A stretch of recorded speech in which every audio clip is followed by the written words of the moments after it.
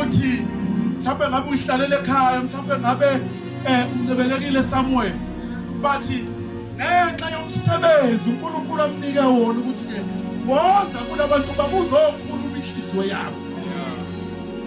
Awu haleluya bazalwane. Angikwazi ukuthi njengobulana uzele ini, mhlawumbe ungayithola leyo nto, mhlawumbe ungathola lo, uthole lo, uthole nalokhu ya. Kodwa ke kukhona okunye multitude of things esitholakala uNkulunkulu ozoyigeja ngoba wena upheka lokho kodwa.